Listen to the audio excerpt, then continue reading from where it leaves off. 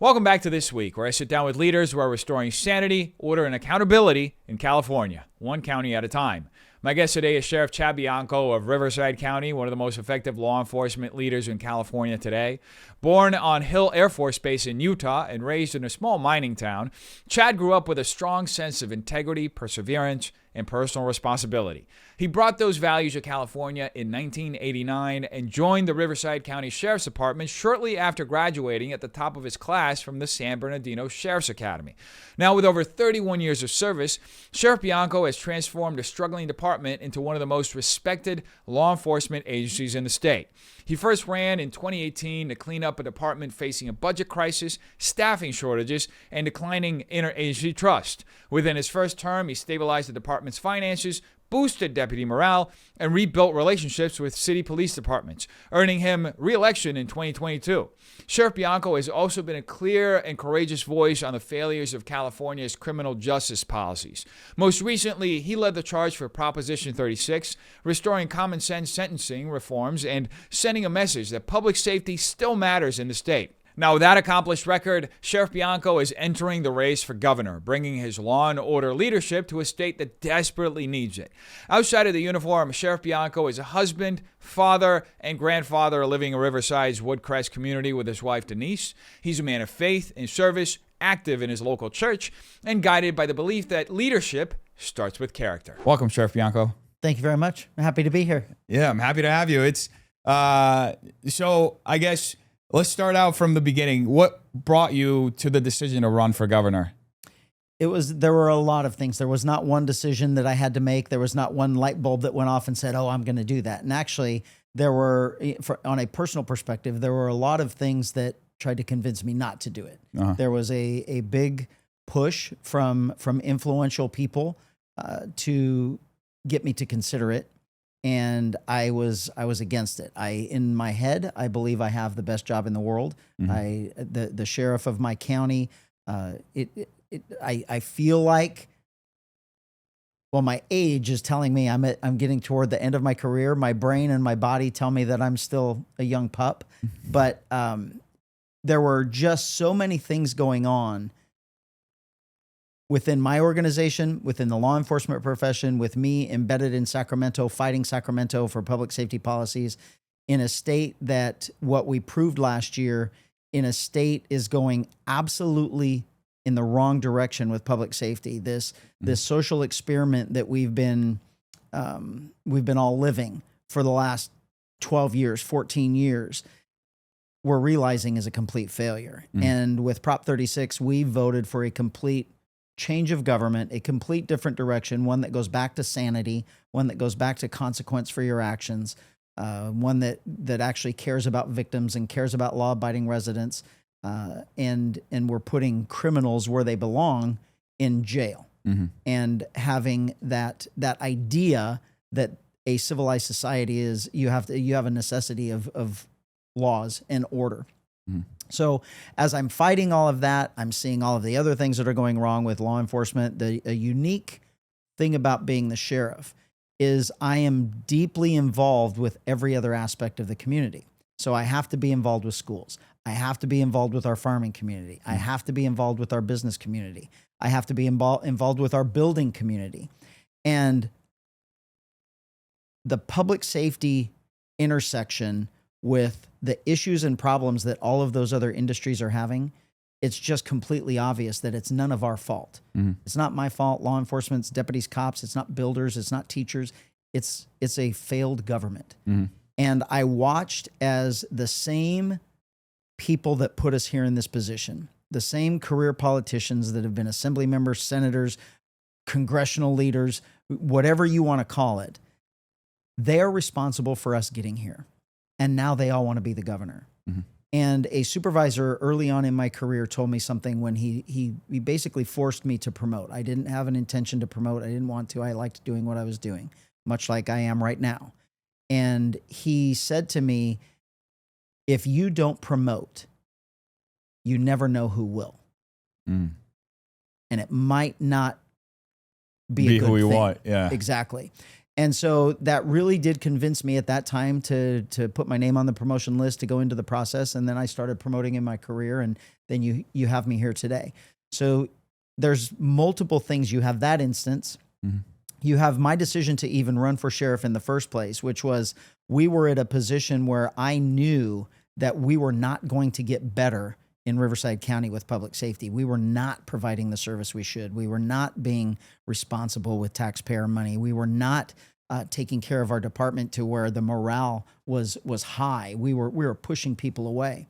And I knew that it was not going to change until the top changed. And it was that same decision. It was, well, if I don't do it, somebody else might. Somebody else will, and you never know who that person is. Mm-hmm. So it's much of the same thing. And now it's just unfortunately for my travel schedule, it's a much bigger scale. Yeah. And ultimately that's what it was about. It was about, I know everything is broken. I know we're on a wrong path. I know I can fix it. And that's really the biggest driver, I guess, is I truly do believe that my identity, who I am, how I was raised, my adult work life, is all about service to someone else. Mm-hmm. That's what gives me joy, is solving someone else's problem, really. Mm-hmm. And in the law enforcement world, that's on-the-job training, problem solving. It's all day long. We're just 911 calls or problems, emergencies, and we just learn to go out there and calmly handle them and move on to the next emergency. Mm-hmm. And so as I look at where we are in the state, being in government for so long, especially at the level I am now for the last 7 years, I know what's broken. I know who's breaking it. I know the paths of the money that's being abused and wasted and lost, and I know how to fix it. We on a smaller scale, I did it in Riverside County. We've made major changes, and now we are successful there. And I just realized it's like, hey, if not me, who?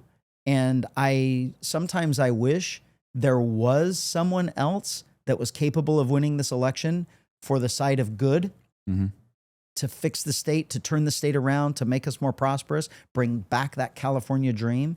I wish there was someone that had the opportunity to win the statewide election, because I feel like I would get behind them 100%.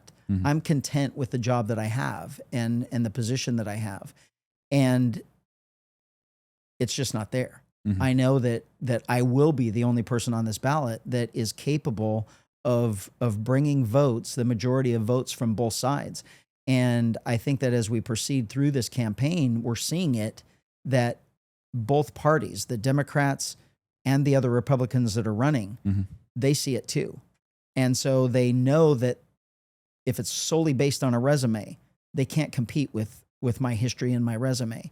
So they're resorting to the dirty tactics already, the lies, the misleading campaigns, the just the dirty tricks that we're all tired of.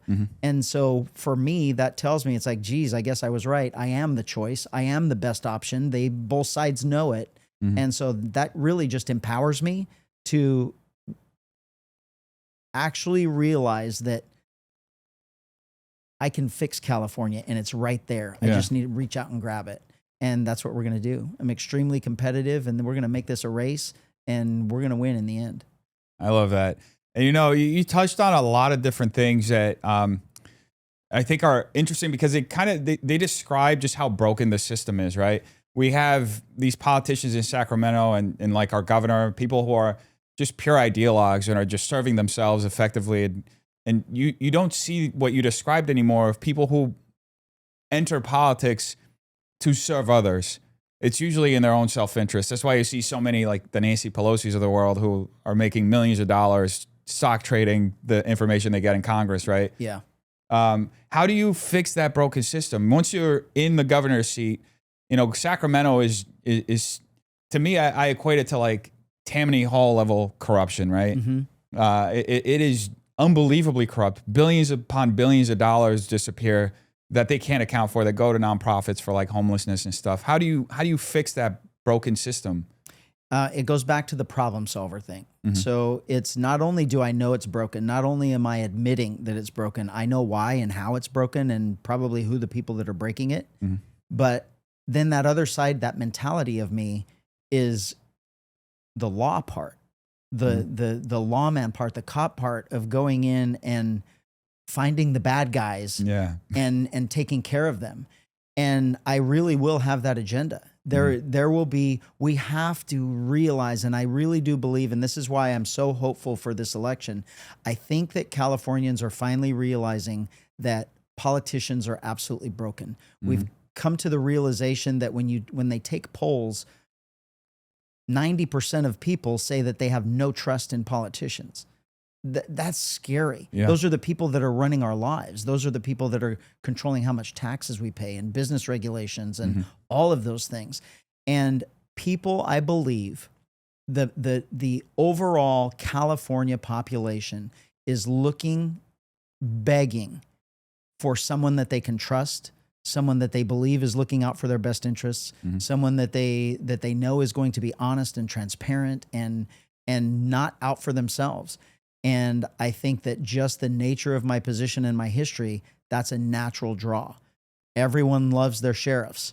There's always the law enforcement haters, but when you talk about the position of sheriff, every single county is electing, that's the highest elected official in each county, and the counties love their sheriff. And now I have 58 counties that are all helping me win this election. And it's just to the point where I'm an easy, I don't want to say a sell. What it is what I'm hearing is when people hear me talk and when they meet me after and they talk and we shake hands and I answer their questions, they all say the same thing. It's just, man, you're just a normal person. You're just down to earth and common sense and reason and those things that we take for granted or we have taken for granted.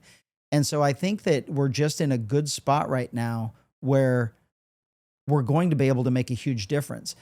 When I get there, not only do I have the fiscal conservative part on my side, and money is our biggest issue in California. It's, the waste of money, the waste of taxpayer money, the sucking us of our dollars dry. That's a major issue. And so I have that belief that we shouldn't be doing that. And then we know that there's fraud and abuse. So I have that criminal aspect. And then we know that government is no longer serving the people. It's expecting the people to serve government. Basically, yeah. And then you have me with 32 years of nothing but selfless service to the public. And I think it's just a natural draw. Yeah, that's great. It's just I don't know. I look at Sacramento, I guess, the response is like visceral. I think most, especially Republicans, you look at what's happening in Sacramento, you look at some of the folks out there, it's just, there's no way you cannot be angry, right? And I think the fact that I'm just speaking from my own personal side, the fact that you're a sheriff, the fact that we have, at least in LA, for the last 2-3 months, we've had a streak of smash and grabs. It just feels like Democrats are purposely allowing the state to go down the tubes because they have a very specific agenda to have this perpetual crisis, and that's how they get to expand the power of the government. So, I like your background because I like that you're a sheriff. I like that you've served before. You're not just like a Gavin Newsom type trust fund baby, who's essentially been promoted through the ranks of the party to get up there. Yeah. Right. It adds authenticity. Also, there's something about the way you talk that you mentioned. You talk like a normal person. I met so many politicians that they have all the canned responses, and you give them something, they're like, they pivot to this, they do all these rhetorical tactics, and I'm like, dude, I just want to talk to a person, right? So my campaign is going to be something different than what anyone has ever seen, because typically, if you're going to run for office, you hire consultants, and then the consultants tell you who to be, how to act, what to say. And mine now know that you're here to help me win, but it's not by telling me what to say and what to do. It's you promoting who I am to the people, and we want them to be attracted to me to vote for me, not be schmoozed into it or conned into it. Yeah. Because I think that's what we're really turned off about. Yeah, and that's a good point, because especially nowadays, the current media environment that we have, the social media environment, especially, it rewards authenticity. right? Before you got glimpses of the candidate on TV for like 12 seconds in a day, and that's how you formed your image of them. But now you see them all the time on your phone, just like scrolling. So the more authentic, the more normal sounding the person is, and the more real, you know, like you said, your resume speaks for itself, you know, and I think that gives you like an authoritative entry point into the job. Yeah. Right. I just want to see this state turn around, because we were talking about this earlier. I'm not from here originally. I moved here, started a business here, and I've had so many situations where the county or the state just like slapped me with extra taxes out of nowhere. And, you know, I try to get a permit for something, and I literally have this like little bureaucrat behind his laptop telling me that I've been purposely priced out of being able to get a liquor license, that they only deal with investors, that they don't want small businesses. Yeah. And I'm sitting there, I'm watching like, how is this state going to survive? Yeah, they're actually not. And so when you look at the ultimate goal, I think, and we this is kind of like down the conspiracy theory side, but they are not business friendly, particularly small business. They don't want small business. That's moving toward the socialism side. Yeah. You have to have only a few big businesses that are controlled by government, and then that's where everybody goes. You're forced to do all of that. There's no competition. There's no American dream. There's none of that entrepreneurship and that innovation that makes you a better product than someone else. It's just you get what you get, and this is what we want you to have, and that's all. And that's where the push is. The truth is that small businesses are the lifeblood of any community and ultimately of the economy. You cannot have a successful, booming economy if you don't have all levels of businesses.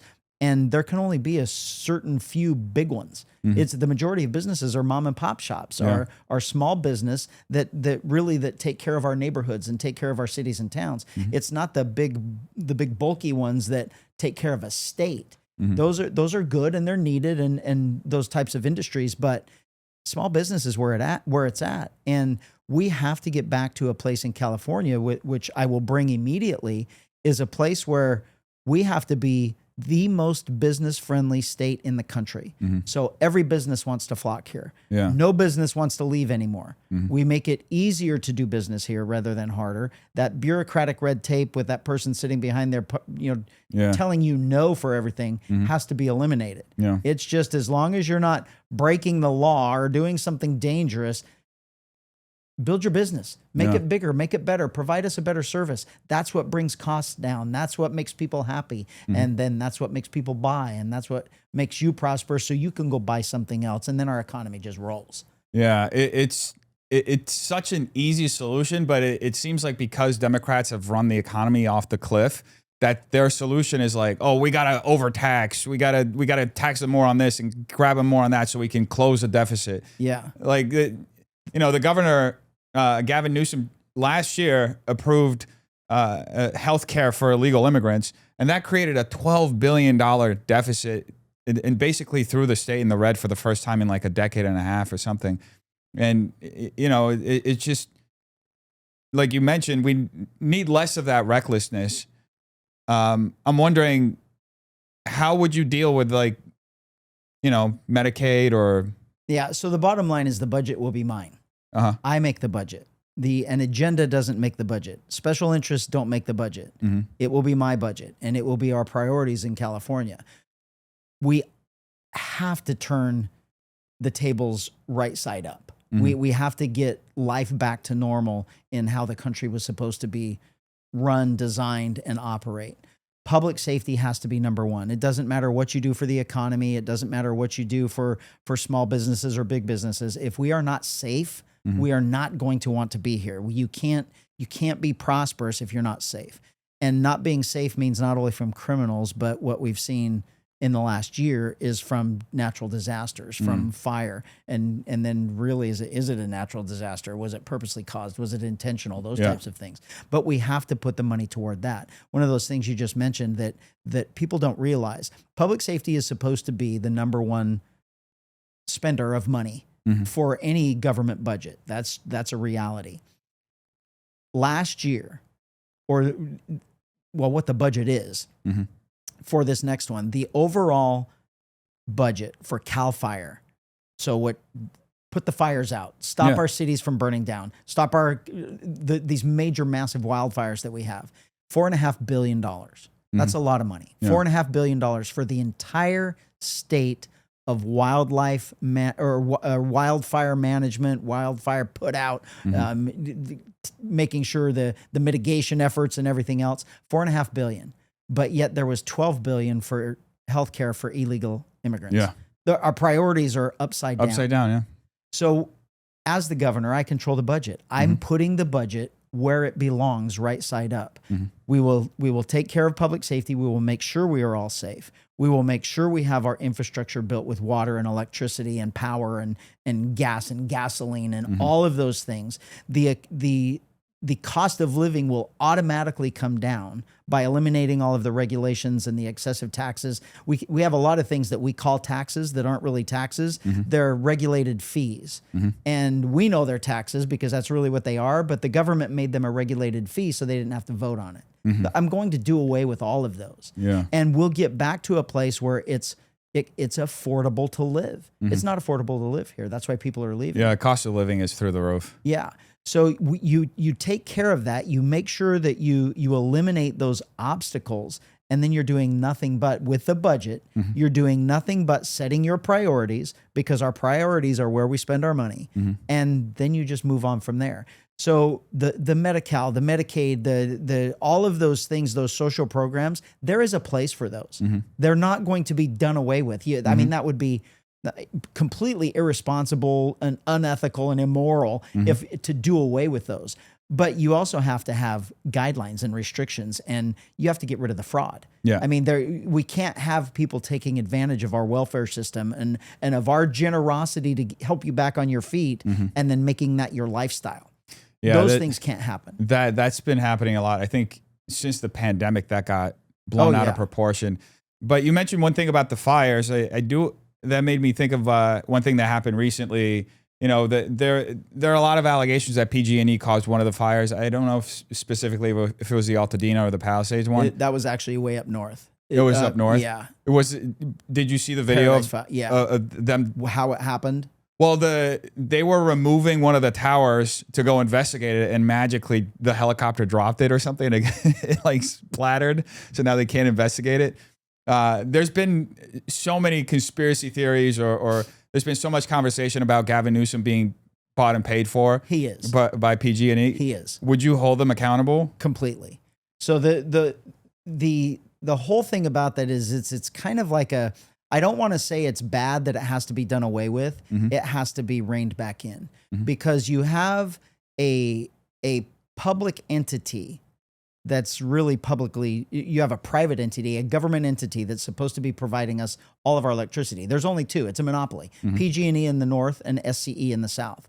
And between the two, they had a $5 billion profit last year. But yet they raised our rates to get that profit for all of their investors. Yeah. They raised our rates, so we're paying excessive amounts for electricity that we don't even get. They turn our electricity off routinely. Yeah. And we have no recourse. You don't get a refund for it. You just...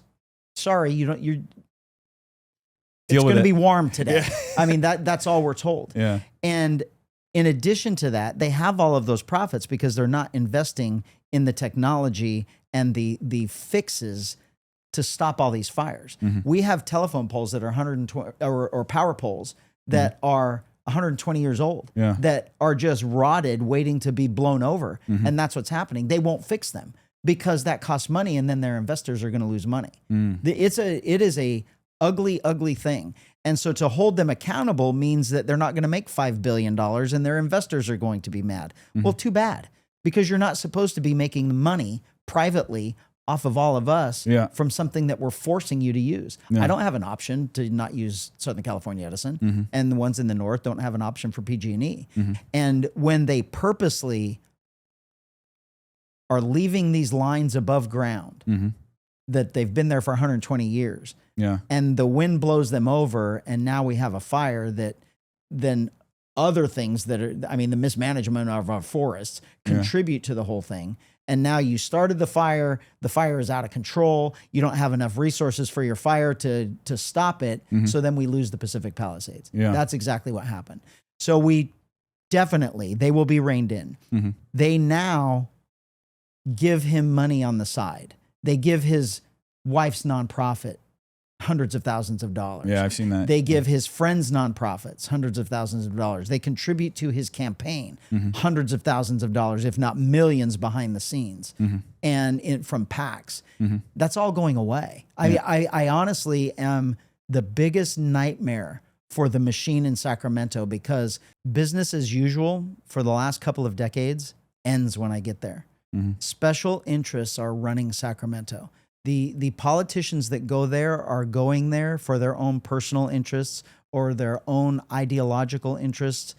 Most of them are activists. They aren't even regular people. And activism was never meant to be a part of government. It was meant to stay on the sides so we can hear the voices, we can hear different opinions, and then the adults in the room make the decision for what's best for the entire population, not a tiny little specific activist group that's just yelling, or unfortunately for Sacramento, that has a lot of money.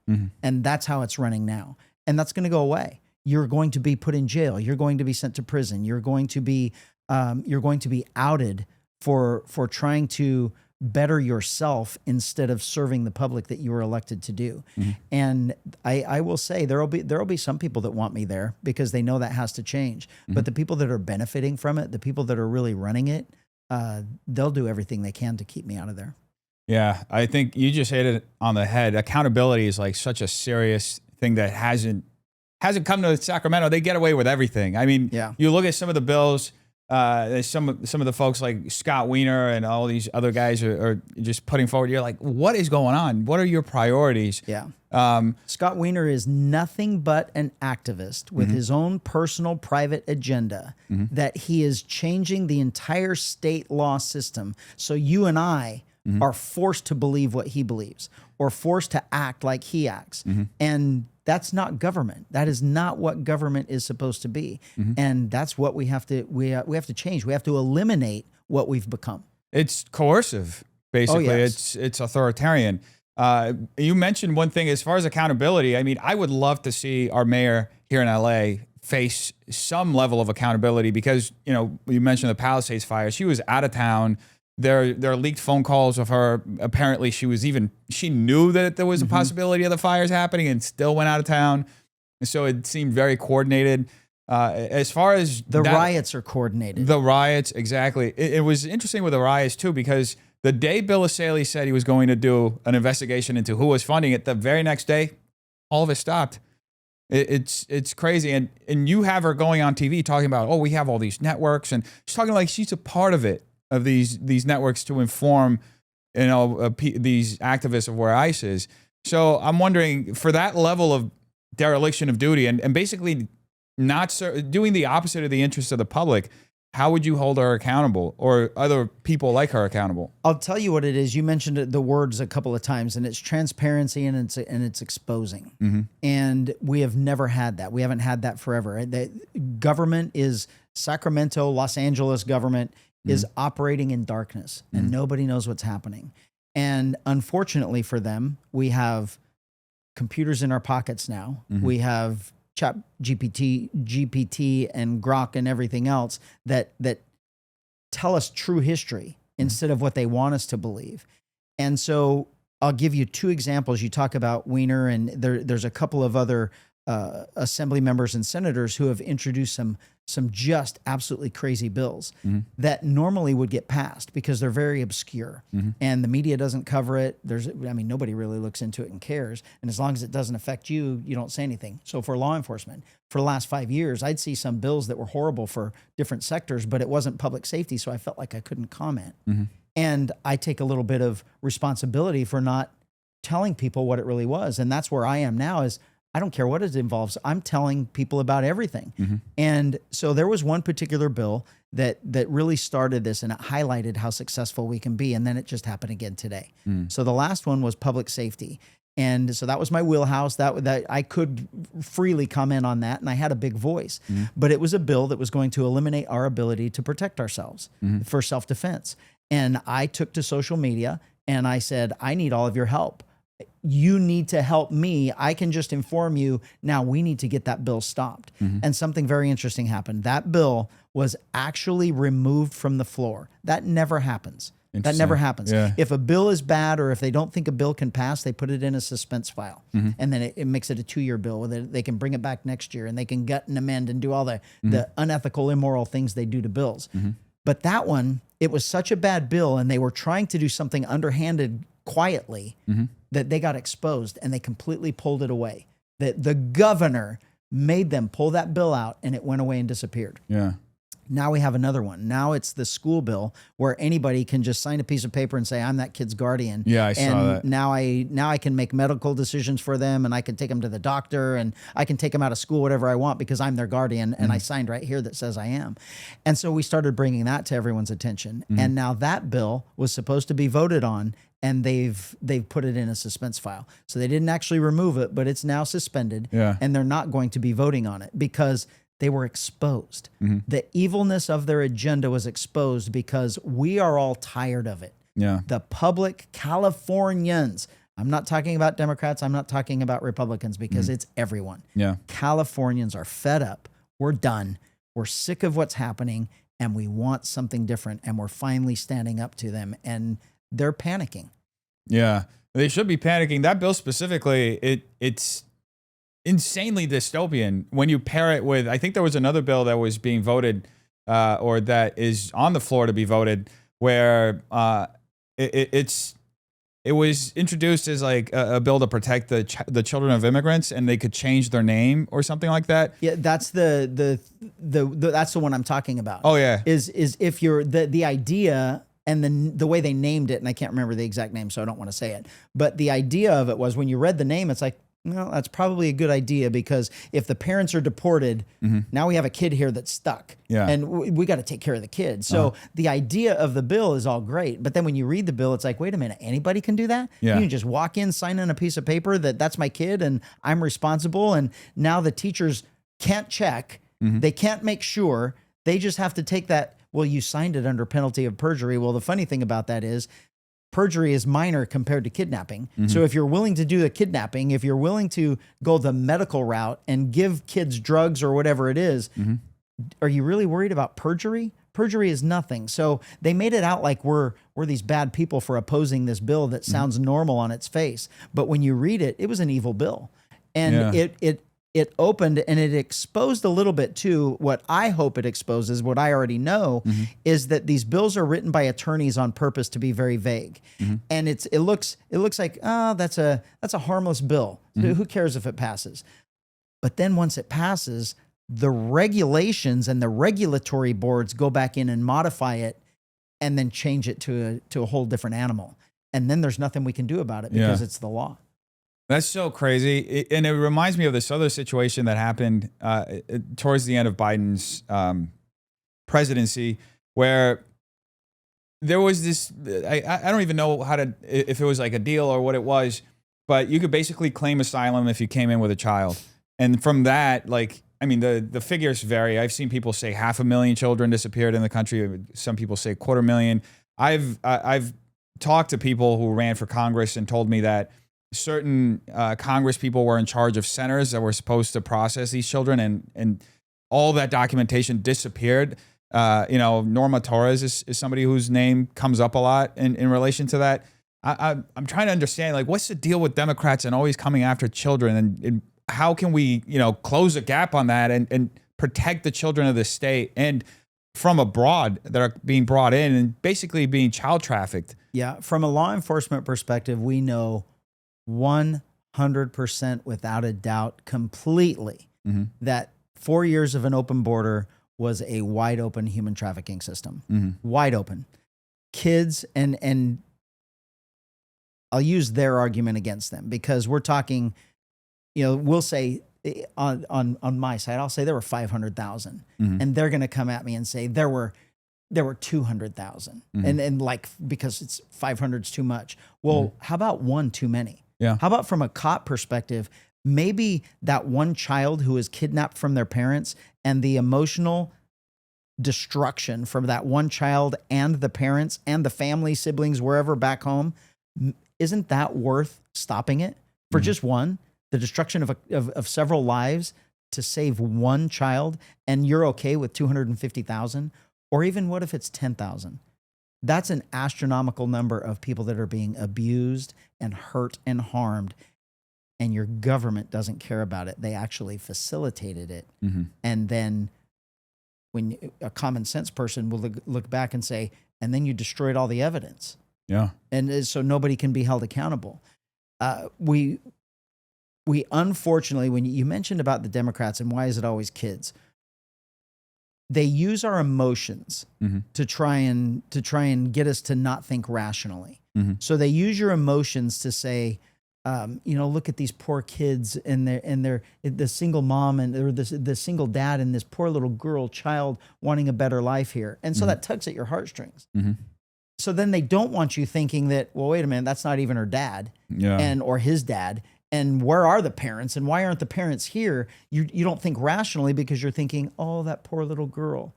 And we have been psychologically manipulated for decades. And when you are in your emotional brain, it's good. We need emotions. I mean, the emotions have their place. But when you're in your emotional side of your brain, it's impossible to think rationally. You don't use critical thinking anymore. You don't use rational thought or common sense because you're stuck on those emotions. And that's where they put us all the time. That's why with the riots, it's not about criminal behavior, which it really is, and political uprising. It's about poor auntie that's been here 50 years that's getting deported. Well, that's not happening anyway. But we're in your brain, it's like, oh my gosh, I can't be that person that wants that to happen. So you don't think rationally anymore about what's happening. And we're just in a place where government is not our friend anymore. And not to say I'm anti-government, because that's what I'm getting painted as. I am 100% completely for government. I am government. I mean, I've been government for 32 years. And right now I'm leading government. And I do know that government has a purpose. We have to have a strong and secure government. But it's the government that it was intended to be, not what it's turning out to be. And that's what I'm against. Yeah, that's a good distinction to make, because it goes back to these libertarian principles. Milton Friedman talked a lot about what types of services should the government provide, what are the limitations, and I think that's what the Democrats have lost sight over the last 60 years that they've basically had supermajorities and controlled the state. And I think there's definitely a lot of room. And most people, even some moderate Democrats, would be for reducing the size of government right now. Oh, absolutely. Yeah. Our state government in the last 10 years doubled. So the size of government, the budget of government doubled. You can't say we got twice the amount of service. It's just, what have you done? You've taken more and more and more of our money and then blown it. And we are not getting any better for it. We are actually getting worse for all of the money that you're blowing. And it's just time. We have to come to the rational decision that the only way this is going to get better is to have a different agenda from the governor. We have to have a governor with a different opinion that wants to rein back government from the current direction that it's going.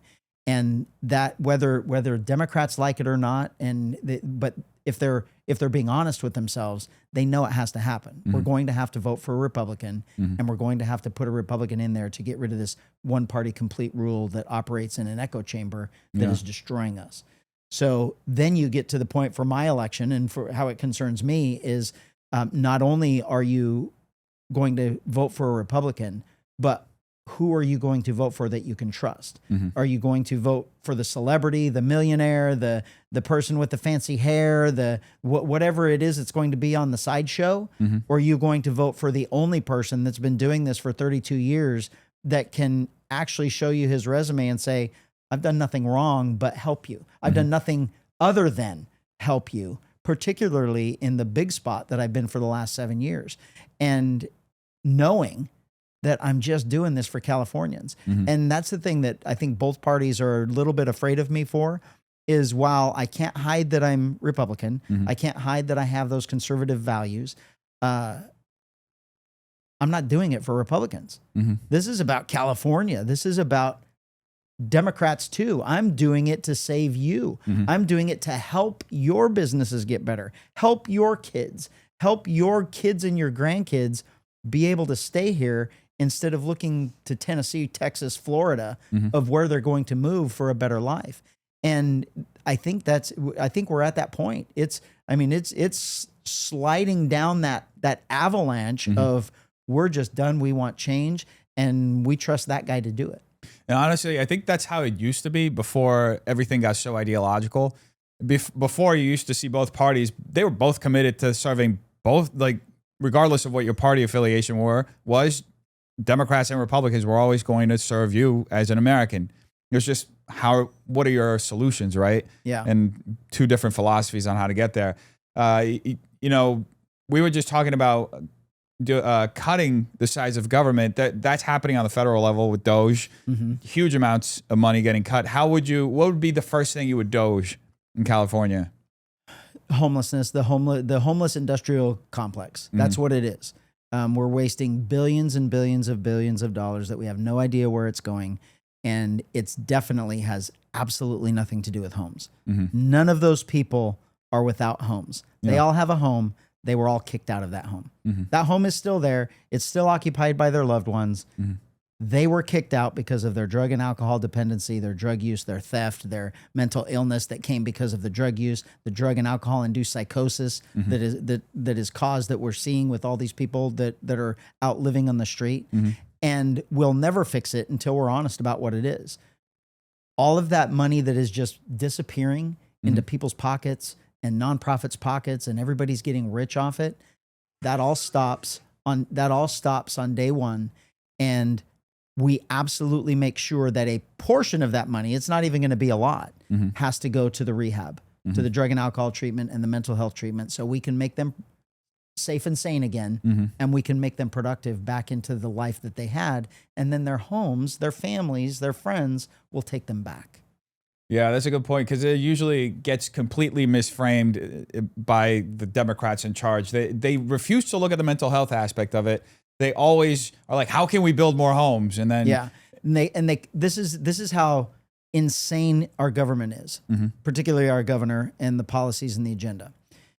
They want to frame the homelessness something that it's not. They want to call it lack of homes. The only reason they're out there is because there's not a place to live. So they want to build affordable housing. So the affordable housing that they build is a 600 square foot apartment that costs $1.5 million to build. Yeah. That is not affordable housing. That is a government boondoggle waste of money. And it's actually what it should be is criminal siphoning of tax money into friends and family's hands. Yeah. And they've made it legal, a lot of it. Some of it is embezzlement, some of it is fraud, but for the most part, they've made that possible so they could all benefit from it. It's got to stop. It will stop.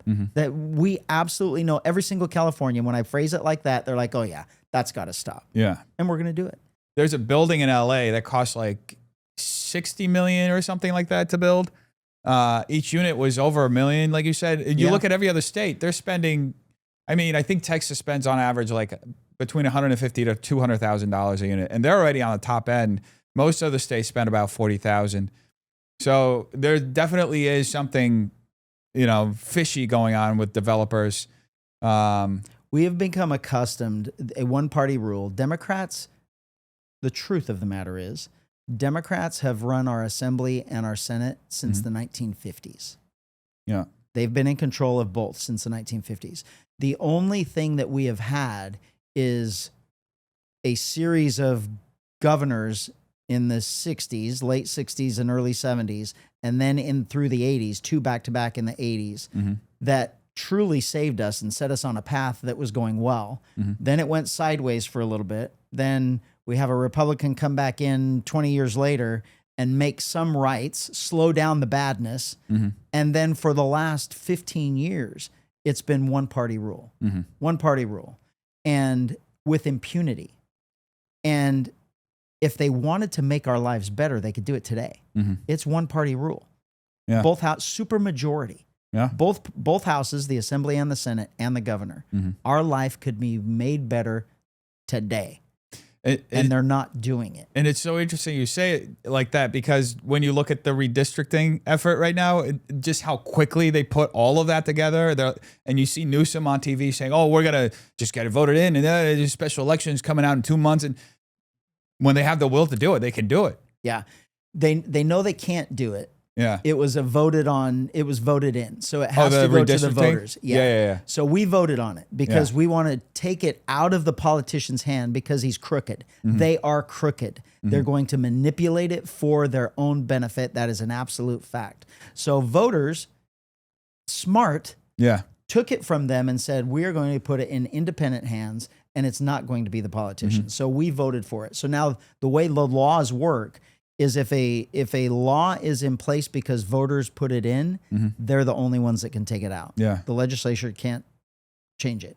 So the voters have to put it in. So now they're throwing it back to us to say, we want you to vote for it and everything else. It's not going to happen. His career is going to be over. His push to this is going to end his presidential hopefulness, because it's going to fail miserably, because we are not that dumb. Yeah, I think unanimously most Californians do not want it, regardless of party affiliation. And here's the whole thing about it. They know it's going to break. They know that they're losing control.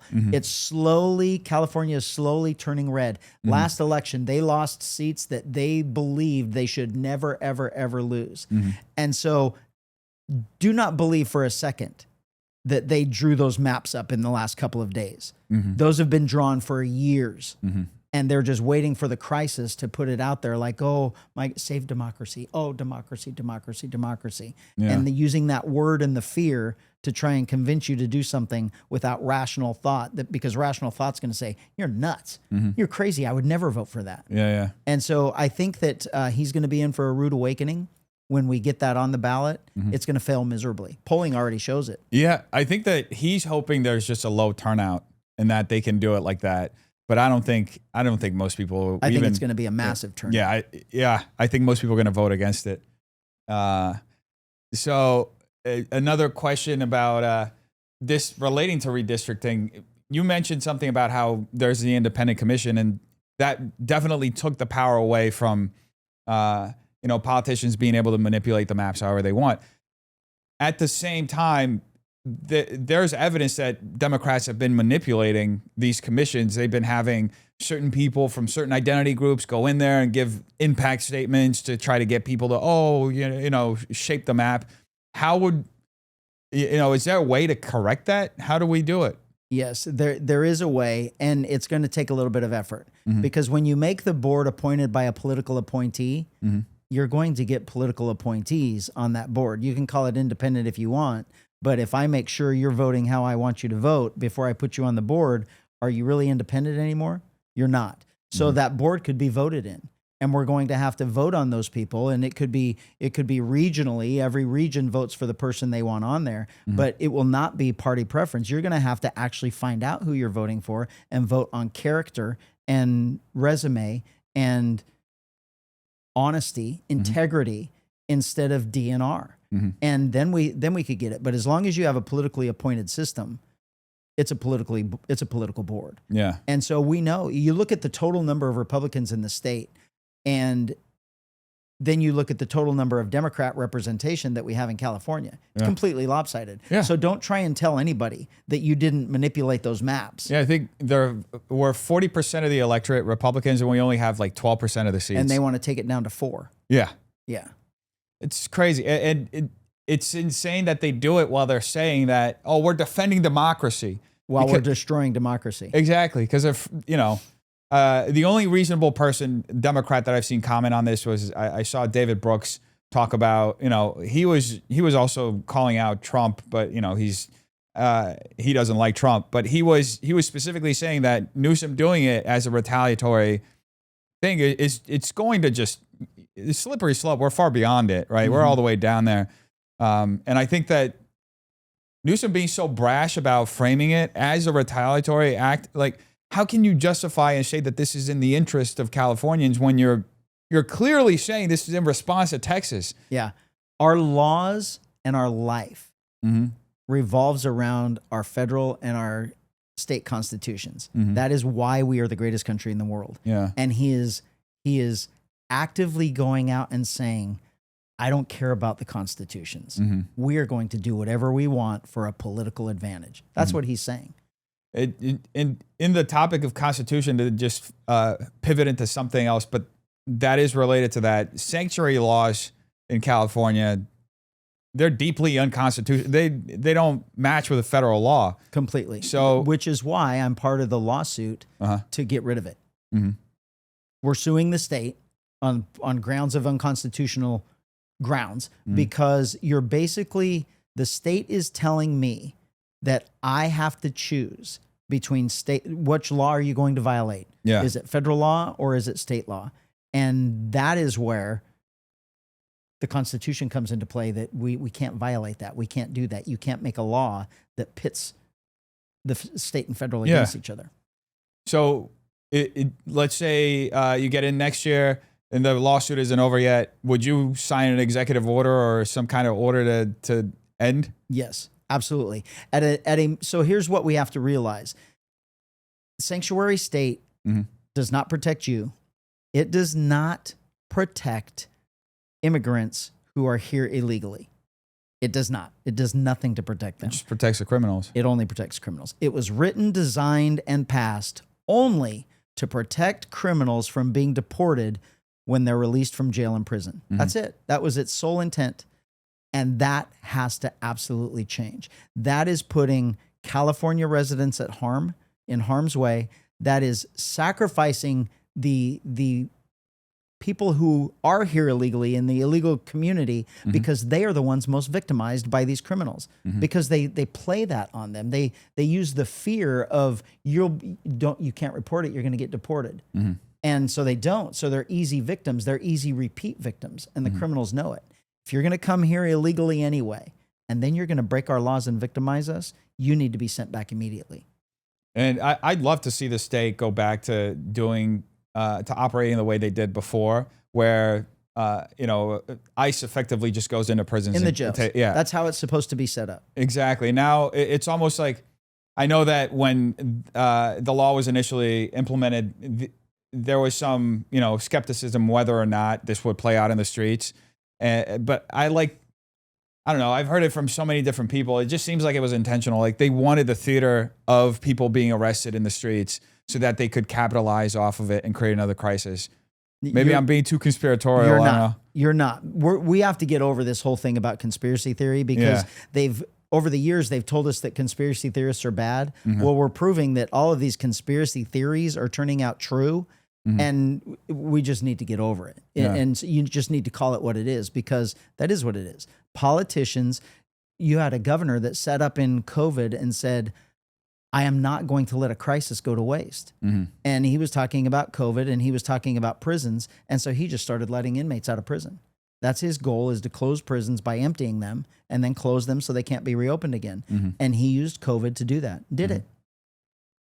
And the next few years, we had a huge surge in crime. And I think they keep saying that crime is down. I think that because there have been so many cutbacks on so many different police departments, like the LAPD and others throughout the state, and even in this area, I just think crime isn't getting reported anymore. That's why it's going down. It's two things. Yeah. Not only is crime not getting reported anymore, but they've changed the laws over the last 14 years that things aren't even crimes anymore. So what we used to be able to report as a crime, we can't even report anymore because they've taken away the criminal element to it. Gotcha. It's okay. And so now it's like, oh, look, the numbers prove it. The data shows. But all you have to do is walk outside. Do you think crime's going down? No, it's going up. We're being victimized more and more and more. In the law enforcement world, I know my deputies are far busier today than I was when I was a deputy. Far busier. That's not because crime is going down. Crime is going steadily up. That's really interesting. One of the things one of the discussions that I've seen happen around town, especially at these different community meetings that I go to, the number of police officers, it's just decreasing year to year. And it's been decreasing for the last 4 or 5 years. And they're just not getting the the replacement rate that they need. A lot of folks are retiring. The new recruits aren't really sticking around when they're coming in.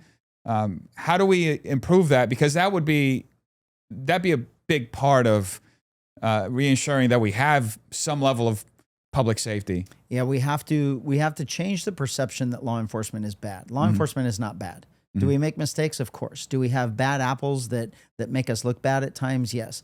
But every industry has that, and we don't label them bad. We have bad doctors, but we don't say that the medical all doctors industry are bad. We had bad teachers. Same thing. You know what I'm saying. Yeah. So we have to change that perception that law enforcement is bad. We're not. We are not racist. We are not socialist, Marxists, whatever it is that they want to call us, fascists. That is absolutely not true. We are trying to maintain order for a civilized society. That's what we're doing. And we have to get away from convincing our kids. Our kids are going through school now, and particularly when you get into the college level, and they're being convinced that law enforcement is bad, you should never go into that profession. So not only do we not have the people coming into the profession, we have the people that are retiring out, and then you have the ones in the middle that are suffering from no rehires or no new hires and that natural attrition. So now they're having to do twice the work, because there are some departments in the state that are at 40% staffing, 60% staffing. And you can't do your job at that. It's just not, it's like, this isn't worth it. We don't get paid that much. It's like, I'll go get a different job where I'm not stressing myself out and putting myself in harm's way. And when we change that perception, we will get more people coming into the fold. We will treat our law enforcement with the respect that a noble profession deserves, because it is still a noble profession. It is a true public service to make people's lives better. And it'll be difficult as the governor, except at the state level with law enforcement, but we're going to have to somehow influence in a positive manner these localities to change where they're spending their money. People are going to have to stand up and say, we're not going to elect you anymore if you're not going to make law enforcement a priority. We want to be safe. Yeah. And when we change that narrative, I think we get back to a safe environment, a safe California, and then everything else will take care of itself. Yeah, that's such a good point, because the narrative around police officers is the thing that really just went off the handle in the last 5 years. And unfortunately, Gen Z is growing up with that being their understanding of policing, right?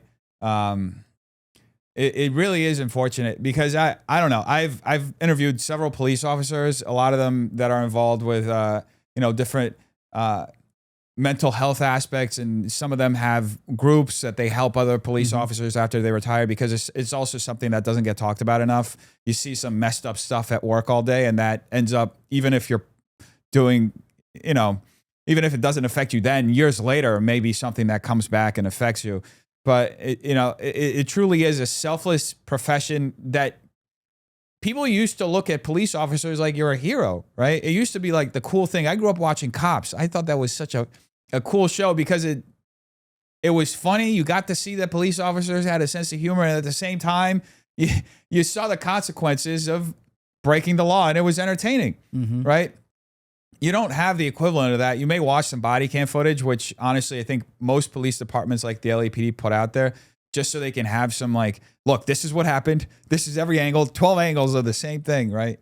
I just really hope that we can get back to a place where law and order is valued, because I've had a lot of conversations with people about this. What makes America great, right? Is it the people? Is it the Constitution? I think it's a mixture of everything. But there's a specific element that, without it being added to our Constitution, there's no way the country functions, and that's preserving law and order. It's actually, having some adherence to the rules that are established for the country, not just federally, but locally. And, I know I'm kind of going off on a little bit of a rant right now, but I would love to see law and order come back, make a comeback. It will with me as your governor, because that's my wheelhouse anyway. Yeah. And then last year, every single county, 70% of the state voted for better public safety. Yeah. We are begging for better public safety, and our current government, as is, doesn't want it. which is why I need to be elected governor. We need to get rid of some of these legislators that are up for election this year, the Senate and the Assembly. And we need to actually start sending people with common sense, reason, and that desire to help people rather than themselves into Sacramento. Well, thank you so much, Sheriff Bianco, for coming through. And I'm really hopeful having people like yourself running for governor that we can get the state back on track. It's been really sad. As somebody who chose to move here and live here and build a business here, it's been sad seeing how much our elected officials on the state level and on the county level here in LA have just let everything slip. But seeing candidates like you, it gives me hope, and a lot of other folks too that are very hopeful. Good that we can get somebody like you in there. So if there's any way you could just tell people how they can find you, all your social media, how they can donate, how they can volunteer to you. Absolutely. So every social media platform, Sheriff Chad Bianco. The website is the easiest. You can link to all the other social medias. It's biancoforgovernor.com. You can sign up to help. You can sign up for information. You can sign up to donate. And we need everything that you can do for us. You have to have that hope that we can make a difference. And I need you to come alongside of me to do it. Well, I appreciate that. Make sure you guys check it out. It'll be in the description down below. And thank you to Evelyn Jones for helping set up this interview. Thank you so much, Sheriff Bianco. Absolutely. Thank you. All right.